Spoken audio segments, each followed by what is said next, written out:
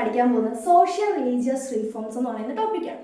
നമുക്കറിയാം SSC ഏറ്റവും കൂടുതൽ ക്വസ്റ്റ്യൻസ് വരുന്ന ഒരു ടോപ്പിക്കാണ് സോഷ്യൽ റിലീജിയസ് റീഫോം. അത് ഏറ്റവും കൂടുതൽ ആളുകൾ തെറ്റിക്കുന്ന ഒരു ടോപ്പിക്കാണ്. ഇത്രയും സിമ്പിൾ ആയിട്ടുള്ള ഒരു ടോപ്പിക്ക് എന്തുകൊണ്ടായിരിക്കും തെറ്റിക്കുന്നത് നമ്മൾ എപ്പോഴെങ്കിലും ആലോചിച്ചിട്ടുണ്ട്? സംഭവം ഇത്രേ ഉള്ളൂ. അതായത് ഇതിൽ കുറേ സമാജങ്ങൾ നമുക്ക് പഠിക്കാനുണ്ട്. അപ്പോൾ ഈ സമാജങ്ങൾ നമുക്ക് ആകെ മൂന്ന് കാര്യം മാത്രമാണ് ഇതിൽ ഫോക്കസ് ചെയ്ത് പഠിക്കുന്നത്. ഒന്ന്, അത് ആരാണ് അതിൻ്റെ ഫൗണ്ടർ, രണ്ടാമത്തത് ഏത് ഇയർ ആണ് അത് ഫൗണ്ട് ചെയ്തത്, മൂന്നാമത്തത് ഏതാണ് പ്ലേസ്. ഇത് മൂന്നും പഠിക്കാനുള്ളപ്പോൾ ഇത്ര ആളുകൾ ഇത് തെറ്റിക്കണമെങ്കിൽ അതിൻ്റെ റീസൺ എന്തായിരിക്കും? കൺഫ്യൂസിങ് ആയിരിക്കും. ഈ ടോപ്പിക്ക് വളരെയധികം കൺഫ്യൂസിങ് ആണ്. കാരണം എന്താ, ഈ ഫൗണ്ടറും എല്ലാം തമ്മിൽ മാറി പോകും അല്ലേടാ. അപ്പോൾ നമുക്ക് ചെയ്യാൻ പറ്റുന്ന ഒരേ ഒരു കാര്യമുള്ളൂ. ഇത്രയും സിമ്പിളായിട്ടുള്ള ടോപ്പിക്കിൽ നിന്ന് നമുക്ക് മാർക്ക് പറയാമെന്ന് വെച്ചാൽ അത് അതിലും വിഷമമായിരിക്കും. അപ്പോൾ നമ്മൾ ചെയ്യാൻ പറ്റുന്ന ഒന്നേ ഉള്ളൂ, നമ്മൾ ഇതിനെ അങ്ങ് ട്രിക്ക് യൂസ് ചെയ്യുക, അല്ലെങ്കിൽ ഇതിനെ കോഡ് ചെയ്തിട്ട് നമ്മൾ പഠിക്കുക. അപ്പോൾ ഞാൻ കാണിച്ചത് എന്താ സംഭവം എന്ന് ഞാൻ പറഞ്ഞുതരാം. ഇപ്പോൾ നമ്മൾ ഫോർ എക്സാമ്പിൾ ബ്രഹ്മസമാജ് എടുക്കാൻ. ബ്രഹ്മസമാജിൻ്റെ ഫൗണ്ടർ രാജാറാം മോഹൻ റോയ് നമുക്കറിയാം. ഓക്കെ, അപ്പോൾ അത് അറിയില്ലാത്തവർ എങ്ങനെ കണക്ട് ചെയ്യേണ്ടതെന്ന് വെച്ചാൽ, രാജാറാം മോഹൻ റോയിൽ നമുക്കൊരു രാമനെ കാണാം അല്ലേടാ. രാജാറാം മോഹൻ റോയിൽ നമുക്കൊരു രാമനെ കാണാം. ഈ രാമന്റെ പ്രത്യേകത എന്താ? രാമൻ ഭയങ്കര ബ്രഹ്മചാരിയാണ്. രാമൻ ആരാടാ? രാമൻ ഭയങ്കര ബ്രഹ്മചാരിയാണ്. അപ്പൊ രാജാറാം മോഹൻ റോയിനെയും ബ്രഹ്മസമാജം തമ്മിൽ നമുക്ക് കണക്ട് ചെയ്യുന്നത് എങ്ങനെയാണെന്ന് മനസ്സിലായില്ലേ? രാമൻ എന്താടാ? രാമൻ ബ്രഹ്മചാരിയാണ്. ഇനി അത് ഇയർ ഫൗണ്ട് ചെയ്ത ഇയർ എന്ന് പറഞ്ഞാൽ 1828 ആണ്. 1828 ആണ്. അപ്പോൾ നമ്മൾ ഇയർ പഠിക്കുമ്പോൾ നമ്മൾ ശ്രദ്ധിക്കേണ്ട കാര്യം എന്താണെന്ന് വെച്ചാൽ, നമുക്ക് അറിയാവുന്ന ഒരു ഇയർ വെച്ചിട്ട് നമ്മൾ ഇതിനെ കണക്ട് ചെയ്ത് പോകണം. നമ്മുടെ ബ്രെയിനിലുള്ള പ്രശ്നം ഇത്രയും നമ്പേഴ്സ് ഓർത്ത് വയ്ക്കാൻ ബുദ്ധിമുട്ടുണ്ടാവും. അപ്പോൾ നമ്മൾ എന്താ ചെയ്യുക, ഒരു ഇയർ പഠിച്ചിട്ടുണ്ടെങ്കിൽ അതിനെ കണക്ട് ചെയ്ത് അടുത്ത ഇയർ പഠിക്കാം. ഇപ്പം ഞാനത് എന്താ സംഭവം എന്ന് കാണിച്ചു തരാം. ഇപ്പോൾ 1828 എന്ത് ബ്രഹ്മസമാജ് ഫൗണ്ട് ചെയ്ത് നമ്മൾ പഠിച്ചു. അപ്പോൾ നമ്മൾ മെയിൻലി ഈ സമാജങ്ങളൊക്കെ ഫോം ചെയ്യാൻ കാരണം എങ്ങനെയാണെന്ന് വെച്ച് കഴിഞ്ഞാൽ, ഈ നമ്മുടെ വുമൻസിന് ഉള്ള ഒരു അപ്ഗ്രേഡ്, അതുപോലെ തന്നെ ചൈൽഡ് മാരേജ് ഒക്കെ അബോളിഷ് ചെയ്യുക, നമ്മുടെ ഇതിൽ താഴെ കിടക്കുന്ന ആളുകളെ അപ്ലിഫ്റ്റ് ചെയ്യാൻ വേണ്ടിയിട്ടൊക്കെയാണ്. അതാണ് ഇവരുടെ മെയിൻ എയിം എന്ന് പറയുന്നത്. അപ്പോൾ നമ്മൾ ഈ ബ്രഹ്മസമാജ് ഫൗണ്ട് ചെയ്ത് തൊട്ടടുത്ത വർഷം 1829, അതായത് ഇത് കഴിഞ്ഞ് തൊട്ടടുത്ത വർഷം 1829 എന്താ സംഭവിച്ചതെന്ന് വെച്ചാൽ, നമ്മുടെ വില്യം ബെന്റിക് എന്ത് ചെയ്യുന്നു? സതി അബോളിഷ് ചെയ്യുന്നു. വില്യം ബെന്റിക് സതി അബോളിഷ് ചെയ്യുന്നു. അതിനൊരു റീസൺ ബ്രഹ്മസമാജ് തന്നെയാണ്. ബ്രഹ്മസമാജിന്റെ സഹായത്തോടെയാണ് എന്ത് ചെയ്യുന്നത്? സതി അബോളിഷ് ചെയ്യുന്നത്. ഓക്കെ ആണോടാ? അപ്പൊ 29 എന്ത് ചെയ്യുന്നുണ്ട്? സതി അബോളിഷ് ചെയ്യുന്നുണ്ട്. അപ്പൊ സതി എന്താന്ന് നമുക്ക് എല്ലാവർക്കും അറിയാം അല്ലേടാ. നമ്മുടെ ഈ മരിച്ച ഭർത്താവ് മരിക്കുമ്പോഴത്തേക്കും ആ ചിതിയിലേക്ക് ഭാര്യ എടുത്ത് ചാടും. ഇതല്ലേടാ ആ ഒരു എന്താ പറയുന്നത്, ഫ്യൂണറലിനെയാണ് നമ്മൾ എന്ത് പറയുന്നത്? സതി എന്ന് പറയുന്നത്. അപ്പൊ സതി അബോളിഷ് ചെയ്ത സമയത്ത് എന്തില്ല? നമ്മുടെ റീമാരേജ് സിസ്റ്റം ഒന്നുമില്ല. അങ്ങനെ ഈ വിഡോസിന്റെ എണ്ണം നമ്മുടെ ഇന്ത്യയിൽ കൂടി വന്നു.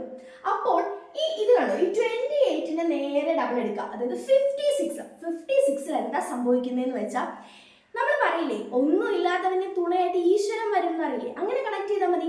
ഈ വിഡോസിന് ആര് വന്നടാ? ഈശ്വരൻ വന്നു തുണയായിട്ട്. ഈശ്വർ ചന്ദ്ര വിദ്യാസാഗർ എന്ത് ചെയ്തു?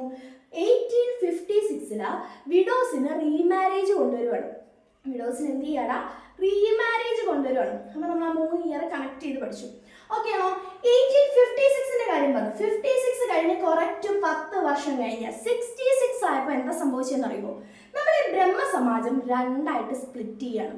ആദ്യ ബ്രഹ്മസമാജെന്നും ബ്രഹ്മസമാജ് ഓഫ് ഇന്ത്യ ആയിരുന്നു. ഈ ആദ്യ ബ്രഹ്മസമാജിന്റെ ഫൗണ്ടർ ആരാന്ന് ചോദിച്ചു കഴിഞ്ഞാൽ ദേവേന്ദ്രനാഥ് ടാഗോർ ആണ്. ആദ്യ ബ്രഹ്മസമാജിന്റെ ഫൗണ്ടർ ആരാടാ? ദേവേന്ദ്രനാഥ് ടാഗോർ. അതുപോലെ തന്നെ ബ്രഹ്മസമാജ് ഓഫ് ഇന്ത്യയുടെ ഫൗണ്ടർ ആരാന്ന് ചോദിച്ചാൽ കേശവ് ചന്ദ്ര സെൻ ആണ്. ആരാടാ? കേശവ് ചന്ദ്ര സെൻ. അപ്പൊ ഈ ഒരു സംഭവം മനസ്സിലായല്ലോടാ. നമുക്ക് അടുത്തയിലേക്ക് പോവാം. പ്രാർത്ഥനാ സമാജ് എന്ന് പറഞ്ഞാൽ നമ്മൾ കോഡിന് വേണ്ടി മാത്രമാട്ടോ ഇത് എടുക്കുന്നത്. എടാ നിങ്ങൾ ഇങ്ങനെ ഓർത്താൽ മതി, പാണ്ട് വരുമ്പോൾ നമ്മൾ എന്ത് ചെയ്യൂടാ? പ്രാർത്ഥിക്കും. പാണ്ട് വരുമ്പോൾ നമ്മൾ എന്ത് ചെയ്യും? പ്രാർത്ഥിക്കും. അപ്പൊ നോക്കിയടാ, പാണ്ഡുരംഗാണ് എന്ത് ഫോം ചെയ്തത്? പ്രാർത്ഥനാ സമാജ് ഫോം ചെയ്തത്. മനസ്സിലായോടാ? കണക്ട് ചെയ്യാൻ എളുപ്പല്ലേ? പാണ്ട് വരുമ്പോൾ പ്രാർത്ഥിക്കും. ഓക്കെ, ഇത് ഇയർ ഫൗണ്ട് ചെയ്ത ഇയർ ഏതാന്ന് വെച്ചാൽ, നമ്മൾ ഈ ബ്രഹ്മസമാജ് രണ്ടായിട്ട് സ്പ്ലിറ്റ് ചെയ്ത് തൊട്ടടുത്ത വർഷം 1867 എന്ത് സംഭവിക്കുകയാണ്? പ്രാർത്ഥനാ സമാജ് ഫോം ചെയ്യാണ്. ഫോം ചെയ്ത് എവിടെയാടാ? ബോംബെയിൽ വെച്ചിട്ടാണ്. ഫോം ചെയ്തത്.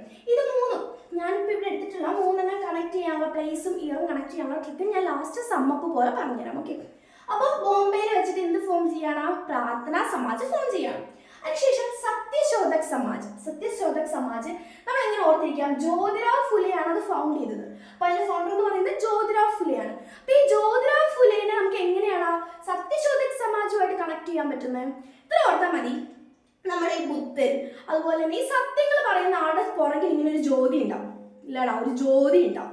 അപ്പോൾ അത് വെച്ച് ഓർത്താൽ മതി, സത്യം പറയുന്ന ആളുകളുടെ ചുറ്റിലും എന്തുണ്ടാവൂടാ, ഒരു ജ്യോതി ഉണ്ടാവും. അപ്പോൾ സത്യശോധക് സമാജിന്റെ ഫൗണ്ടർ ഏതാന്ന് ചോദിച്ചാൽ ജ്യോതിറാവ് ഫുലെ.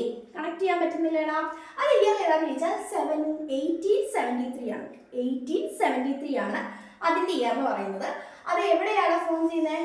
പൂനെയിൽ വെച്ചിട്ടാണ് ഫോം ചെയ്യുന്നത്. ഓക്കെ അല്ലടാ, പൂനെയിൽ വെച്ചിട്ടാണ് ഫോം ചെയ്യുന്നത്. അപ്പൊ നമ്മൾ ബ്രഹ്മ സമാജ് വന്നു, പ്രാർത്ഥനാ സമാജ് വന്നു, സത്യശോധക് സമാജ് വന്നു. പിന്നെ എനിക്ക് ഒരു തവണ എക്സാമിന് വന്നൊരു ക്വസ്റ്റ്യൻ ആണ്, അതായത് ബ്രഹ്മ സമാജ് ഫൗണ്ടറായ രാജാറാം മോഹൻ റോയ്, ഈ രാം മോഹൻ റോയിനെ രാജ എന്ന് വിശേഷിപ്പിച്ചത് ആരാണ്? രാജ എന്ന് വിശേഷിപ്പിച്ചത് ആരാടാ? അക്ബർ ഷായാണ്. നമ്മുടെ മുഗൾ റൂളറായ അക്ബർ ഷായാണ് എന്ത് ചെയ്യുന്നത്? റാം മോഹൻ റോയിനെ രാജ എന്ന് വിശേഷിപ്പിക്കുന്നത്. പിന്നെ നമ്മുടെ രാജാറാം മോഹൻ റോയ് എന്ന് പറയുന്നത് ഇന്ത്യൻ റിനൈസൻസിന്റെ ഫാദർ ആണൊക്കെ നമുക്ക് അറിയാവുന്ന കാര്യങ്ങളാണ്, ഞാൻ ജസ്റ്റ് പറഞ്ഞു പോയതേ ഉള്ളൂ. ഓക്കെ, അപ്പൊ നമുക്ക് ഇതിനെ മൂന്നിനെയും കണക്ട് ചെയ്യുന്ന ഒരു കോഡ് അല്ലെങ്കിൽ ആ ഒരു ട്രിക്ക് എങ്ങനെയാന്ന് നോക്കാം. അത് ഇത്രയും ഓർത്താൽ മതി. നമ്മൾ ആദ്യം പറഞ്ഞു ബ്രഹ്മ സമാജ് ഫൗണ്ടർ ആരാന്ന് പറഞ്ഞത് രാജാറാം മോഹൻ റോയ്. നമ്മൾ എങ്ങനെയാണ് കണക്ട് ചെയ്തത്? രാമൻ ബ്രഹ്മചാരിയാണ് നമ്മൾ കണക്ട് ചെയ്തു.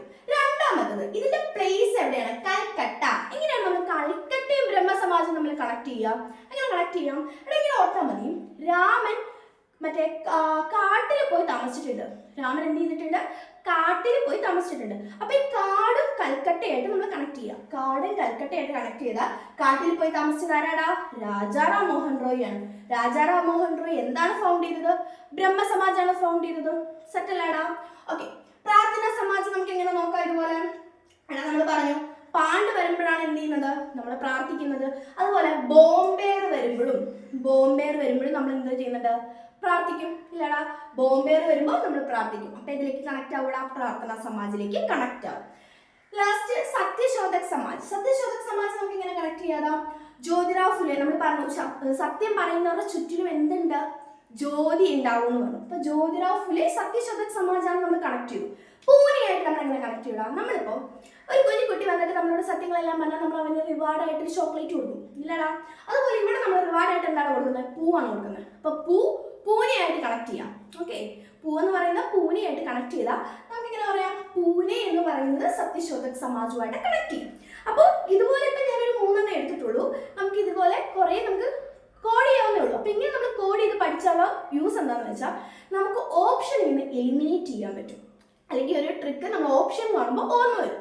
അപ്പോൾ ഇതുപോലത്തെ വേറെ വീഡിയോ ആയിട്ട് നമുക്ക് കാണാം. Bye bye.